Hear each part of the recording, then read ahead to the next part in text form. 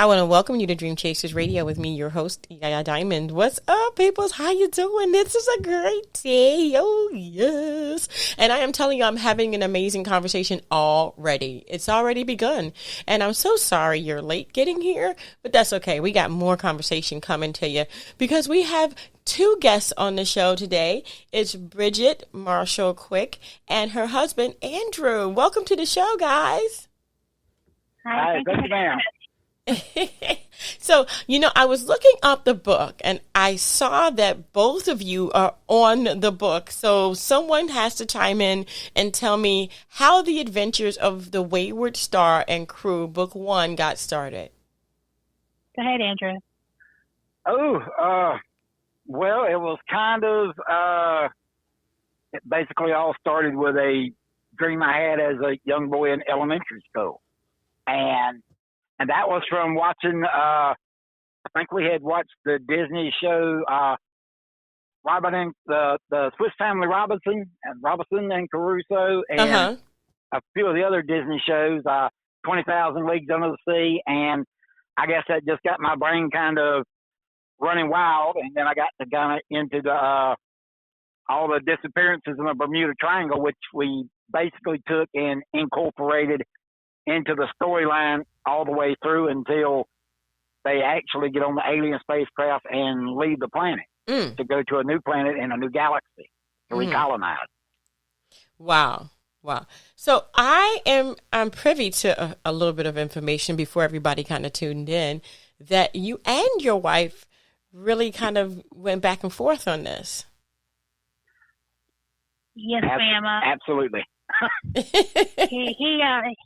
kind of like he writes everything out longhand. He doesn't do the computer to do the writing. But then he'll give it to me, and then I read it, proofread it, add to it, change things, yada yada yada yada, and then put it all on computer. But because my husband drives over the road, he writes it out longhand because it's just easier for him to go back and keep looking at it and figure it out and stuff, and then we just keep adding to it, keep changing it up. So it makes it interesting. It really does, and I think that's really cool to work together on a project and to actually have that camaraderie. Even though he may not be there, he's driving. You still have that piece of him, that knowledge that you're working on. That must be very special. So tell me, let's go back in time. When did you both know that you wanted to write a book, or even before that? Oh God. Like I said, I've had this story idea between 30 to 40 years, and it just keeps playing over in my mind. And I'm one of those people to where you hear the people say, I hear voices in my head. Well, the characters of my book, which I have found out, which I've told my wife the same thing, the more caffeine I drink, the more they get to yakking inside my head. And it's like, this happened. I'm like, whoa, stop. Slow down. I can't write that fast. So I'm trying to ride along and keep up with them. And of course, it's almost like if you've ever read the life history of Ron E. Howard, which I think is the original creator of Conan the Barbarian.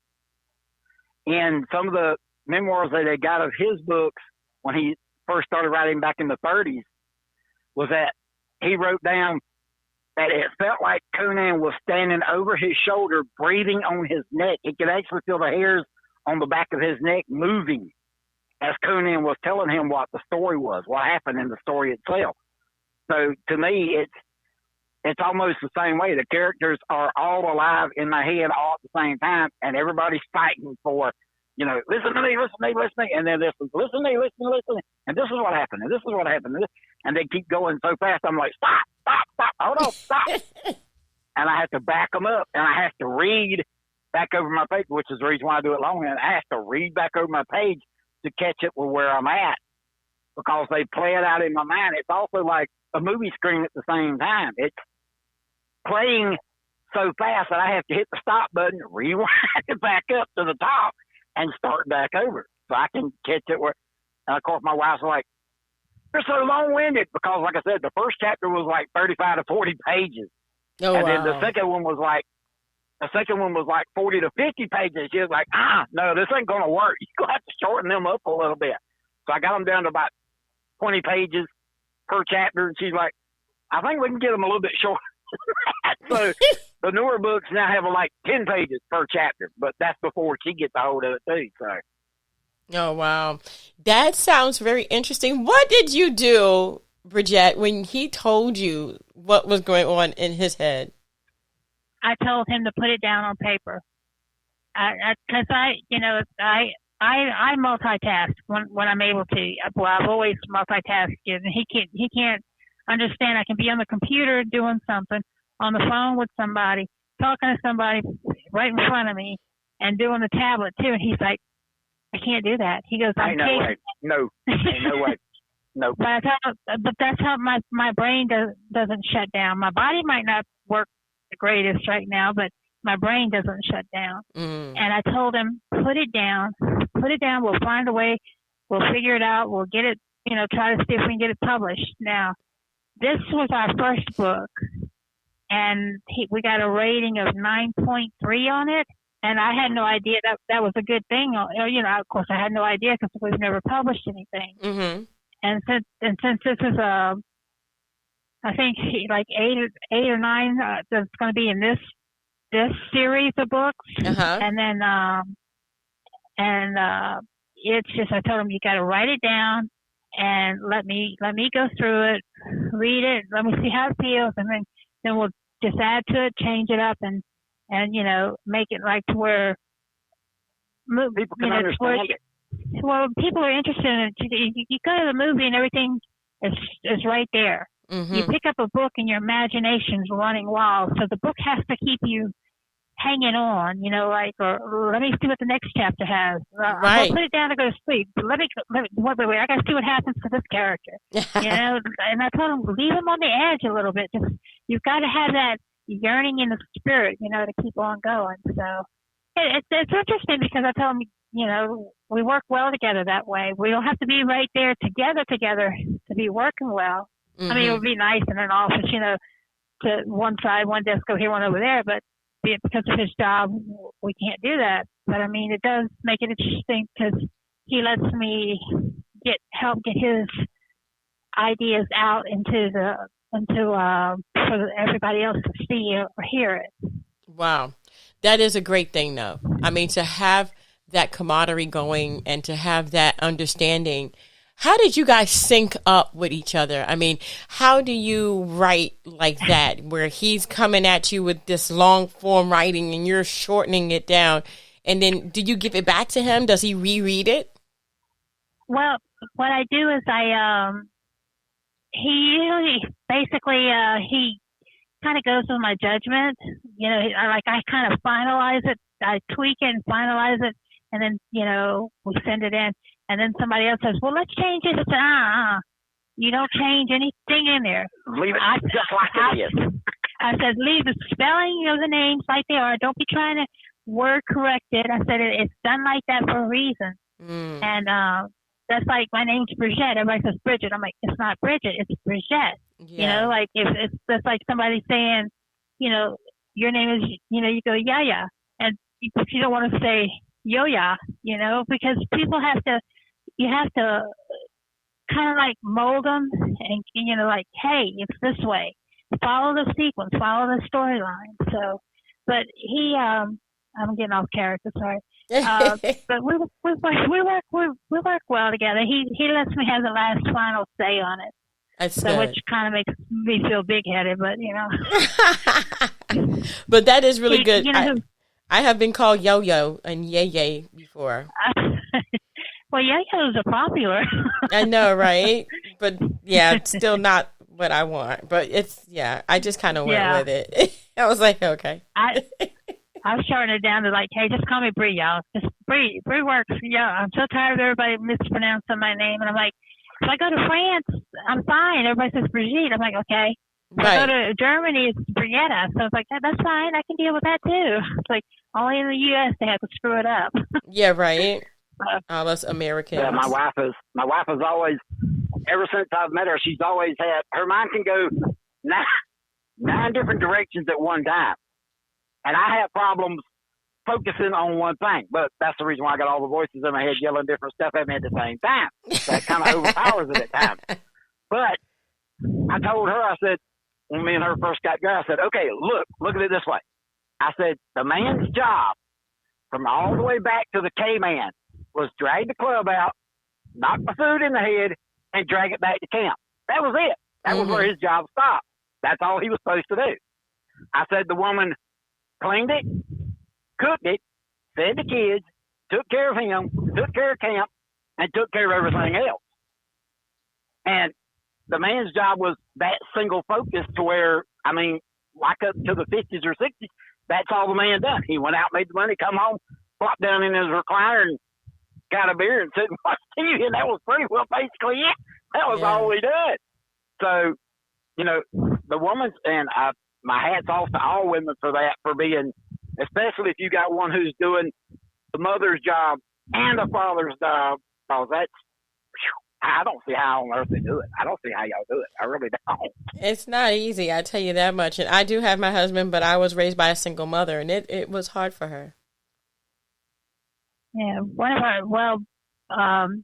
our daughters, she's they're separate, but they're apart. The mom and dad's apart, but it's so much distance for traveling for the younger ones, and then they don't want to go anymore. They're at that age now where they're teenagers, and they don't want to do the traveling back and forth. So it's hard on them, but you have to let them kind of make their own decisions too. So yeah, you do. It's just hard though. Wow. Well, I am in love with this. So tell us about the Adventures of the Wayward Star and Crew, Book 1. Go ahead, Andrew. Well, it starts following a young couple from 1692, and the young man's mother actually found her as an orphan whenever she was in, I think she would probably have been in London, maybe, shopping. And because they lived in Dover, England, which is on the south end of England, which has a harbor, which is where the merchant ships and all come in and everything with supplies and all. But she was in London shopping, and she seen her hiding in a crate. So she took her because she realized, she didn't have anybody. So she took her home with her.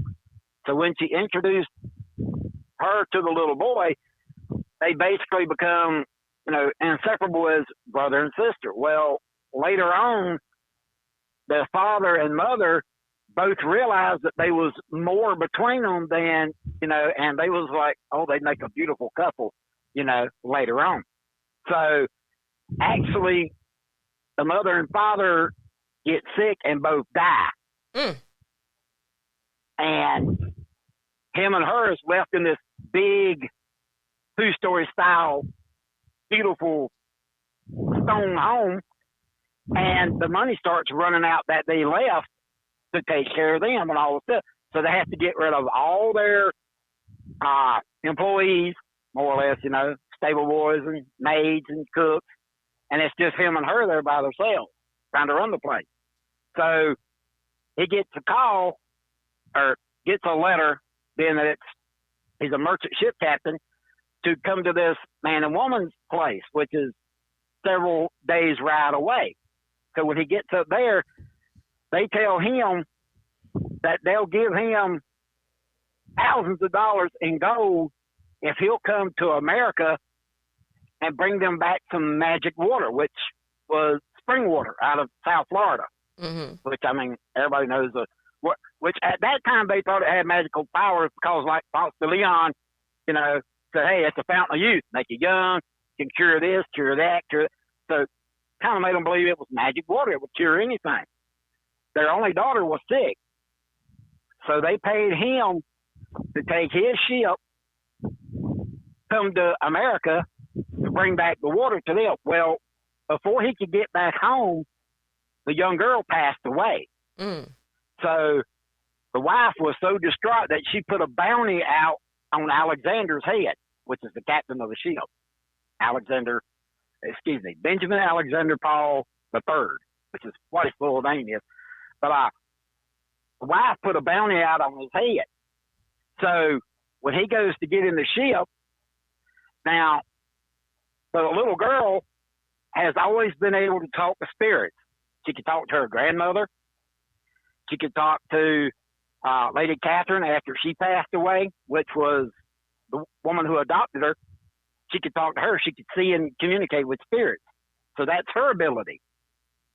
Each person that is collected, the 50,000 that is collected on the alien spacecraft, all have different abilities. Some can walk through walls. Some can,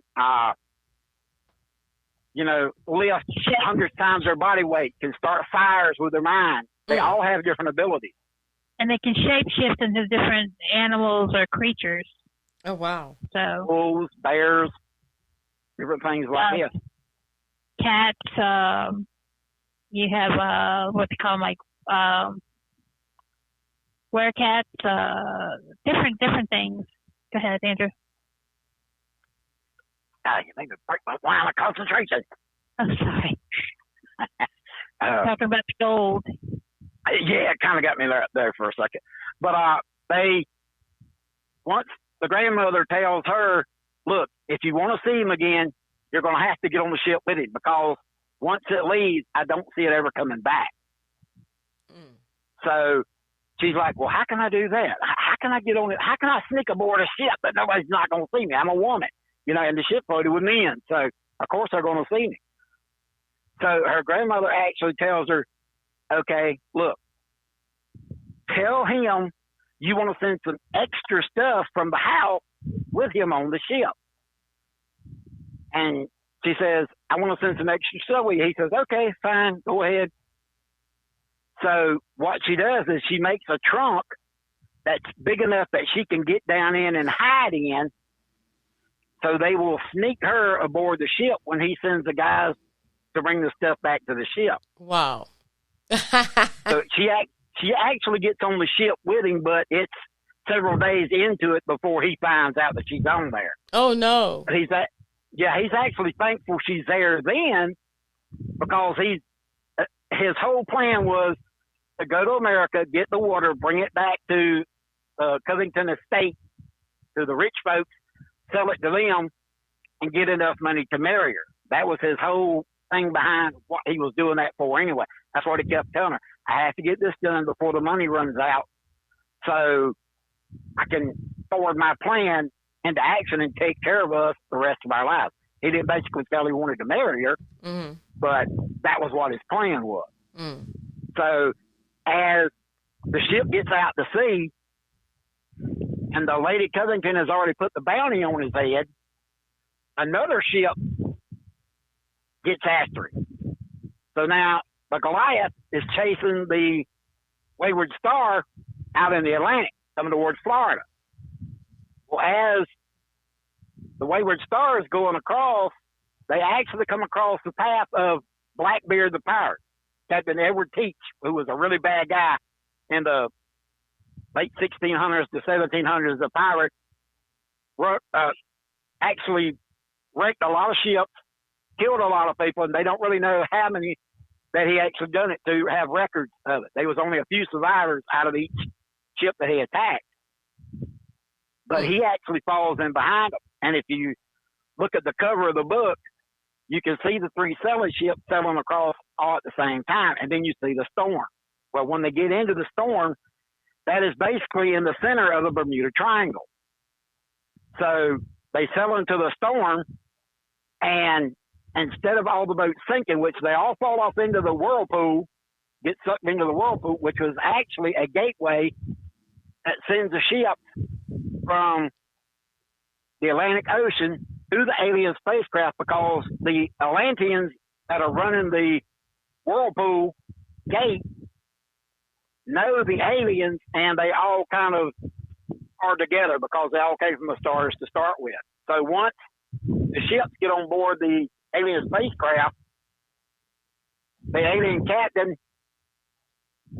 Commander Alpha, as he's called, actually takes one of the crew, and he's talking to him because he fell off the ship in the water and he thought he drowned, but he's walking him back to the ship. So he's telling him, yeah, we have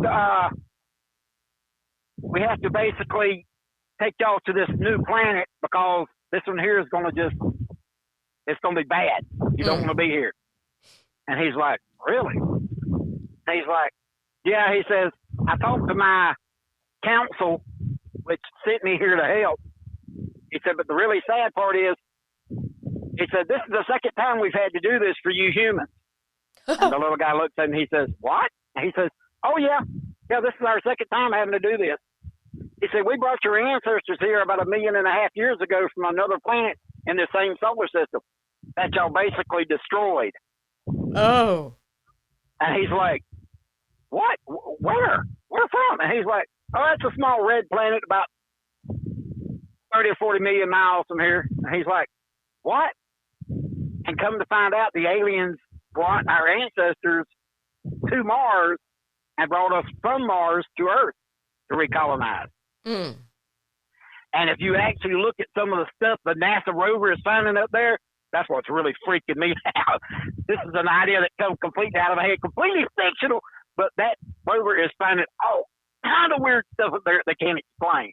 Wow. I mean, like waves in the rocks. I know. The thing that actually showed a river had flowed there at one time. Mm-hmm. And then it showed it was either 4 or 6 that I could remember, cornerstones that was cut perfectly square, stacked up in the corner like a corner of a building. Yep. That was still standing up. And then the doorway that was cut out in the face of the stump, that's really has so that's all that stuff. It's like, woo. Oh, yeah. Makes you think, man, that could have been a possibility. You know, that really could have been a possibility. Somebody actually could have brought us from Mars to here, which is, you know, it's really wild how all that works out. But, yeah, he tells them that he's going to have to take us all, you know, to a new planet. And on the ship, and the alien ship itself, every 24 hours that passes on the ship, 200 24-hour days has passed on Earth. Wow. So when the aliens come back to help the human race, it was the year 4099. The human race was already gone. They had already been wiped out over 2,000 years. Because the way I play it out in the book, 2092 is when the Earth basically destroys itself, which I kind of use the same thing that one of my favorite movie guys done, James Cameron, with the Terminator and AI. AI basically destroys the world. Wow. And mine as well. Yeah, it's all computer generated stuff. I had just, you know, it comes up and says basically, you're all bad, we got to get rid of you.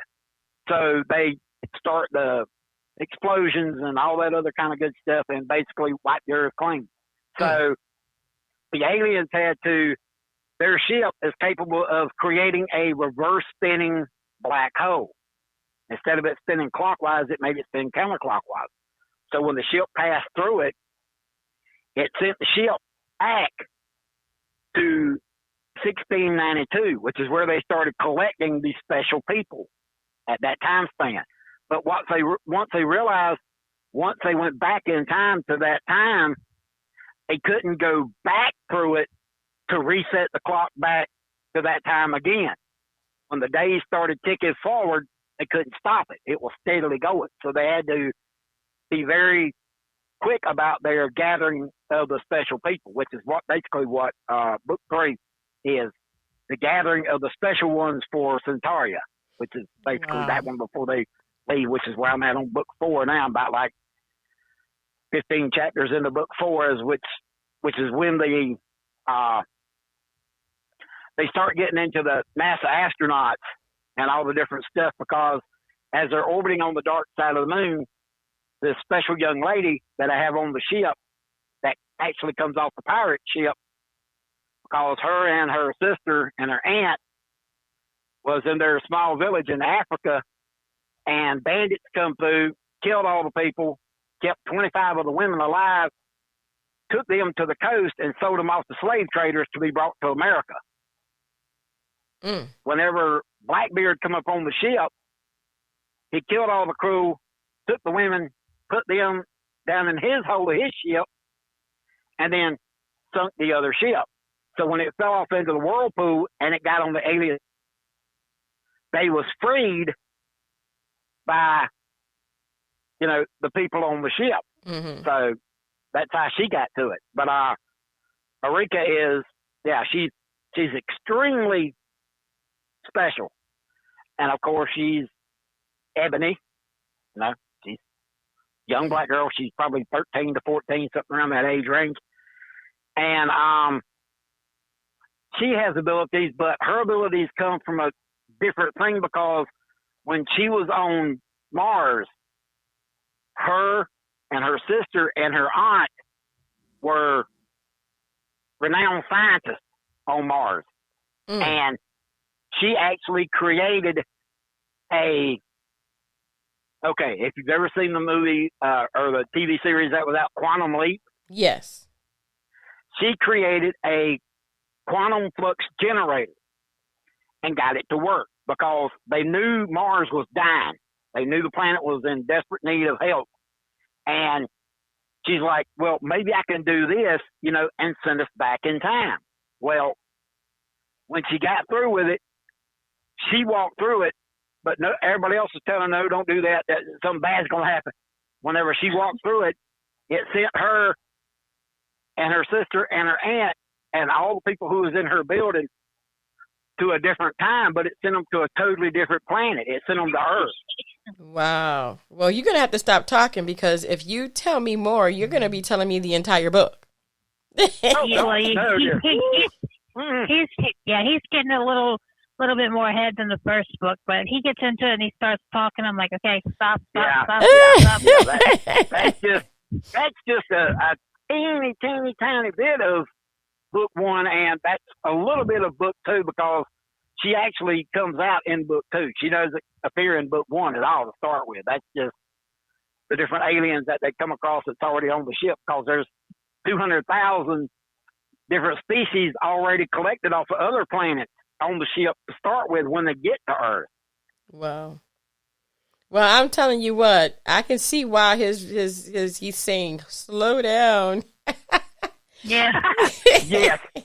They do that. They overwhelm me a lot of the time. And usually when I'm driving along on the road, that's what they're doing the whole time. They're constantly talking to me. And I'm like, shh, I can't write right now. Just give me a break. Let me get to where I'm going, and then I'll write. Wow. I told him he should get one of those voice recorders and just start talking into it as they're telling him about it. He goes, no, I can't write that fast when I'm, trying to transfer it over. I'm like, oh boy. Well, yeah, there's programs out there that will transfer it for you. You don't have to transfer it. Mm-hmm. So yeah, that might be a lot easier for you. But he has to go back and keep reading it to refresh his when he stops and stuff. But I told him, I said if he does it that way, it could print it on the screen, and right. or come up on the screen to do the same thing. Instead of having paper trail, you have it all on a hard drive. So. Yeah. Yeah. I mean, we'll fix that paper. Go ahead. We'll get them straightened out later. Yes, we will. Well, wow, guys, I want to thank you so much for being on the show. The Adventures of the Wayward Star and Crew, book one and part of book two, has already been, but you have to really get into it to kind of understand everything that he's saying, because he's talking really fast. Yes, ma'am. But that is amazing. I love, the creativity, and just the entire thing is just so detailed. It makes it so it's real. That's kind of cool, but freaky at the same time. Exactly, and it keeps the mind. A lot of people don't use their imagination anymore, because when I was growing up, everything was Google wasn't out. Everything was encyclopedias. You go to the library, you have to do this. Write your own reports on. Nowadays, you just Google it and and revise it or whatever, but put your own twist on it. Mm-hmm. So, I mean, it makes a big difference when you have to think about it. Oh, it does. It does. I literally didn't have Google or anything like that when I was growing up either. And it was like, okay, you had to go to the library and go to the little drawer and get the card. Right. My aunt actually bought for all my cousins that Britannica A to Z, the encyclopedias of like big, thick books. Like if you drop it on your foot, you feel like you're gonna break your foot in half. The big old thick ones. Oh yeah. That's what they had to use for all their homework. Mm-hmm. Mm-hmm. We had a set at home like that growing up, but so it made it easier when you had to research something. So it did, and it still does. I mean, think about it. My children had to go through that too, and I still have that big, huge dictionary, the one that you plop down onto the table, and it's like so huge. I have one of those. I definitely have one. And it's really nice because it gives you can get the older version, which was more detailed. I think what the internet gives you a modernized, intake of things, but the older versions gave you a long, detailed description of things how they were. Oh yeah, so it makes a big difference. It does. It does. I'm never getting rid of that book. That book is staying with me. Well, wow. That's just like with school right now when they take out learning the cursive handwriting in school. It's like, what is that? Why? I mean, because you have to use cursive writing when you get as an adult, when you sign loan papers, when you're doing, signing your signature and all. They just gonna put an X on there. Mm-mm.